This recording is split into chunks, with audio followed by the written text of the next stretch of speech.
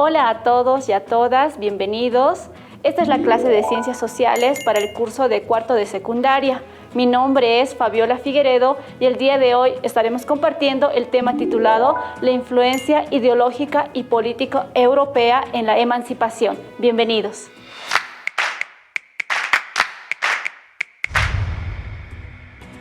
Antes de comenzar, quisiera invitarlos a preguntarnos qué pasaría si viviéramos en una sociedad donde un rey con poder absoluto gobernara.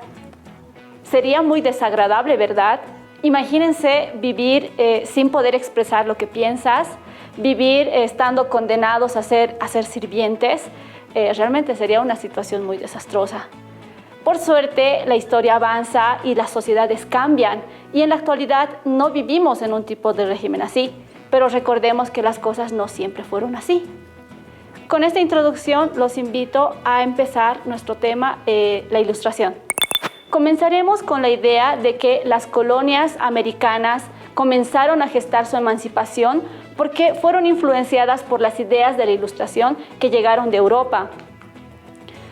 Antes de comenzar, la Ilustración es un movimiento cultural que generó muchos cambios en el continente europeo, pero tenemos que mencionar a dos acontecimientos previos que dieron paso a que esto sucediera.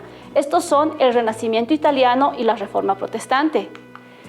El Renacimiento italiano tuvo lugar el siglo XV, pero de él debemos rescatar que las familias comerciantes adineradas que vivían en las ciudades italianas como Florencia lograron acumular tales capitales que pudieron destinar ese dinero para poder financiar obras de arte, como por ejemplo la Capilla Sixtina y las pinturas de Miguel Ángel, o las obras de Rafael Sanzio, como esta pintura de la Escuela de Atenas.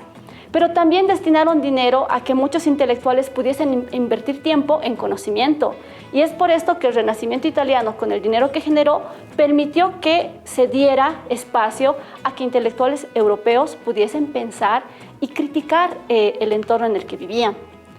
Por otra parte, la Reforma protestante también generó olas de cambios.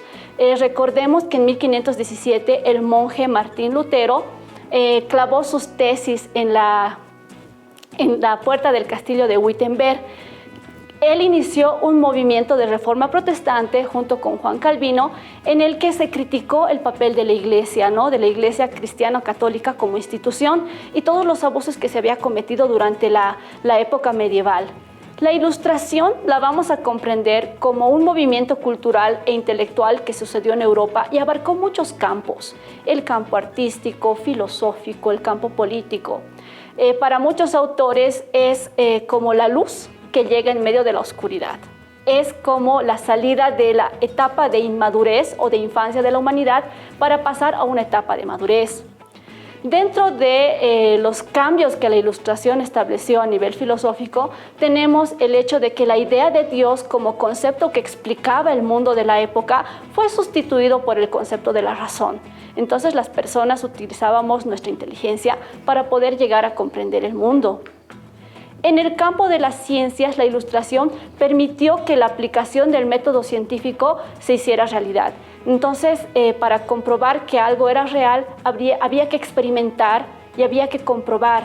Entonces nos lanzamos a poder manipular nuestro entorno, pero a través de estos mecanismos, experimentar para conocer aquello que es real.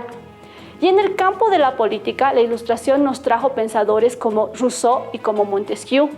Rousseau, por ejemplo, se cuestionaba si realmente el rey tenía un poder derivado de Dios, si su poder realmente era divino.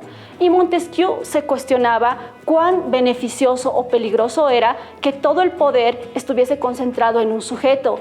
¿Qué haríamos si ese sujeto administra mal el poder que tiene? Ambos pensadores nos dieron paso a ideas que van a sentar valores como la libertad, la igualdad y la fraternidad, que son valores que la Ilustración puso en cuestión, Y luego estas ideas llegan a América y son tomadas por los criollos. La Ilustración permitió tres sucesos muy importantes en la historia europea.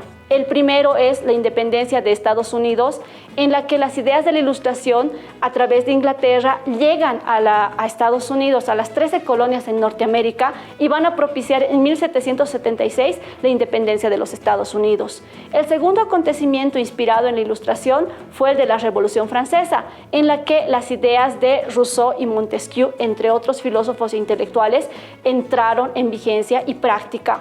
Y el tercer acontecimiento es el de la Revolución Industrial en 1760. Pero no todo es positivo en este relato sobre la Ilustración. Hay quienes critican cómo se ha construido esta narrativa histórica. Y las críticas van a hacerse desde el siguiente enfoque. Europa, antes del siglo XV, era un espacio periférico. Era un espacio secundario frente a otras regiones que eran pujantes económicamente, como la región de China, la de Medio Oriente o la de Turquía. Nos preguntamos en qué momento Europa se convierte en el centro de la historia del mundo. Para responder, vamos a recurrir a las ideas del autor Enrique Dussel. Según Dussel, Europa construye su relato sobre la modernidad y sobre la Ilustración gracias a lo sucedido en 1492 con la colonización de la Via Yala.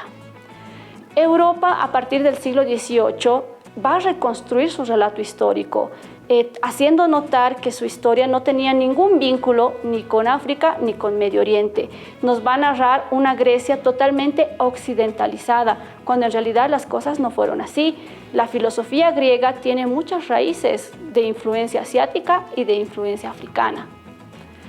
Para concluir, la Ilustración y el desarrollo de Europa no se podrían entender sin comprender el proceso de conquista y colonización de la Via Yala. Este proceso permitió que Europa construyera esta etapa de su historia. La Ilustración, con todos los detalles que hemos explicado, llegaron a las colonias americanas. Los criollos fueron el grupo que empezó a leer a estos autores y empezó a reflexionar estas ideas. Los intelectuales criollos se sintieron muy ofendidos al leer que por su condición de criollos eran considerados salvajes, ignorantes y un grupo social totalmente inferior al español. Esto los motivó a poder gestar ideas de emancipación. Entre estos criollos intelectuales vamos a tener a Antonio Nariño y a Francisco de Miranda, quienes van a conformar un grupo que más adelante incluirá a Bolívar y a José de San Martín y se tendrá la raíz del proceso de emancipación de América.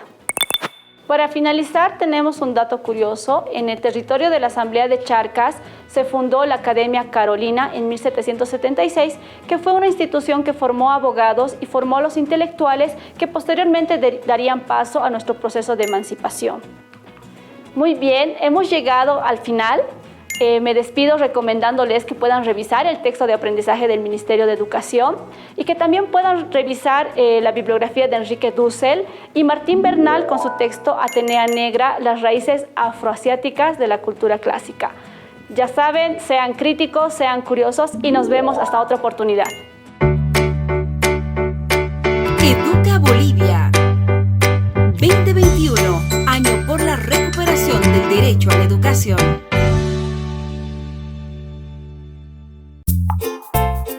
Cierra el grifo para cuidar el agua. Educación para proteger la vida. Cuidemos el medio ambiente.